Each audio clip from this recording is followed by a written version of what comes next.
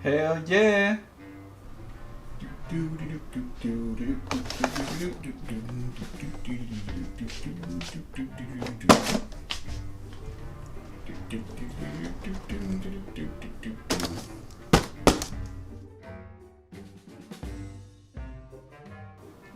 Hmm? No.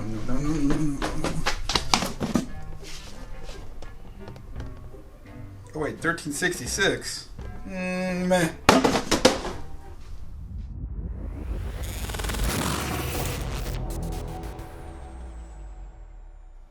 What's up, everybody? This is Chris with Coalition Gaming. I hope you enjoyed that little skit. And that's just trying to play a little lightly with all the controversy surrounding Ryzen right now. But to speak about Ryzen, that's what I'm here to talk about today.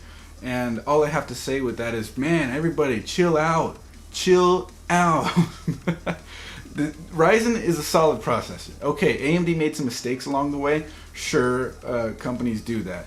But on the flip side, AMD had to market the processor as the next big thing. Of course, I mean, what's a marketing campaign without saying that you're going to be the best? They're not going to be like, oh, here's our thing. It's not as good as the other guys. Buy it or don't. We don't care. No, that's not how stuff works. Now, they like I mentioned, they did make some mistakes along the way, sure, but they still put out a solid product.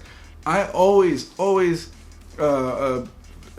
that it wouldn't really be better than like Broadwell E. I always said it would land in the Haswell/Broadwell territory, and it has. It did beat its previous IPC gain goal from 40% to 52%, but that still didn't put it as high as people would have liked.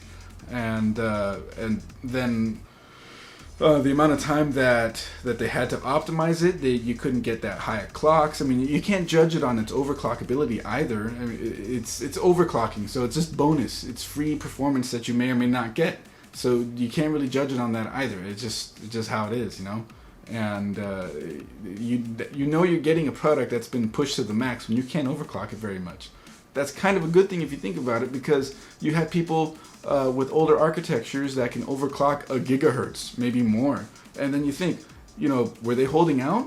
Why couldn't they just have them clocked up from the get-go? Well, AMD has it clocked up from the get-go. And depending on how you look at it, that's good and bad. Whatever. They're definitely going to refine it, and that's what's going on. It's a brand new architecture. It will take some time to get better, but it is a solid processor in its current form. That cannot be ignored. It is a great productivity processor. There are some things that it still loses to Intel at in some regards, especially in gaming, 1080p and lower. But overall, it's a great productivity processor that can game solidly. It can overclock well, and it loses to the Kaby Lake and Skylake. That sounds familiar, doesn't it? That's the X99 platform. That's Broadwell E and Haswell E, even though that's not technically X99. Whatever. But basically, the Skylake and Kaby Lake, they beat the Broadwells, the Intel 6 and 8 cores in gaming. They beat them in overclocking. Those don't overclock that good either. Come on now. You guys gotta remember that it's not exactly apples for apples. The Ryzen 8 cores, in my opinion, were never meant for gamers. They were never meant for gamers. They're meant for the mixed use user. That's productivity with a little bit of gaming. It can do productivity well, and it does gaming solidly. You know, it's win-win. Now, it's a good problem to have when you want to choose between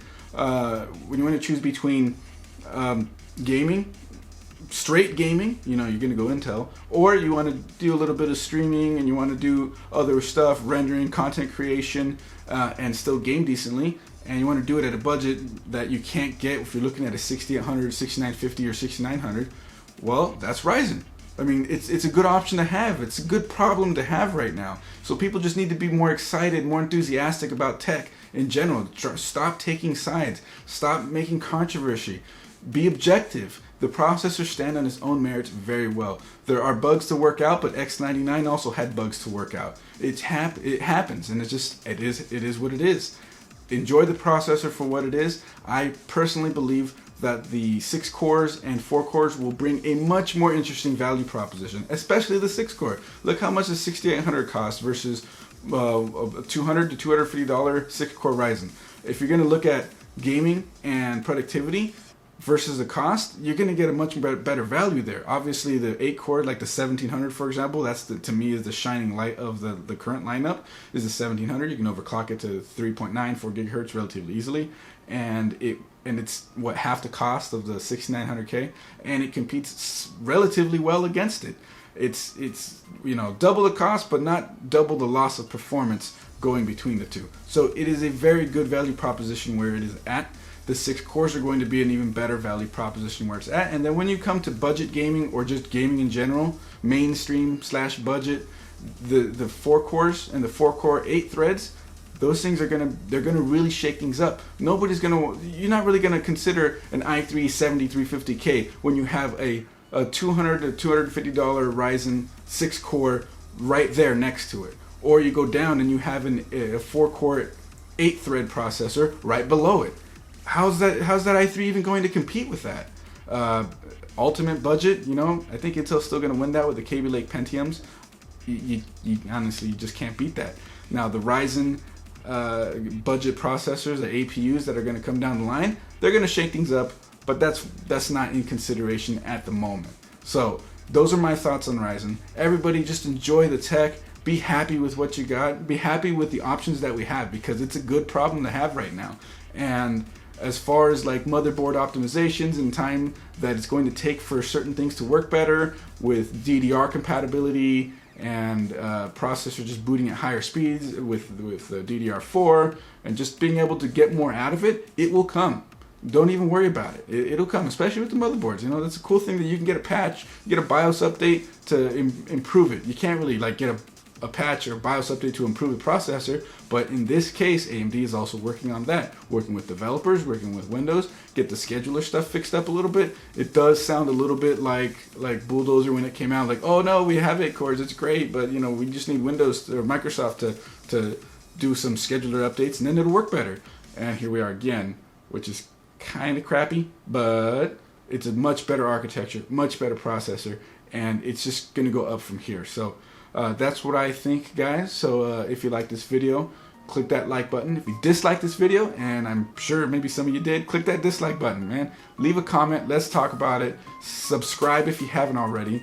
And as always, there is always more coming.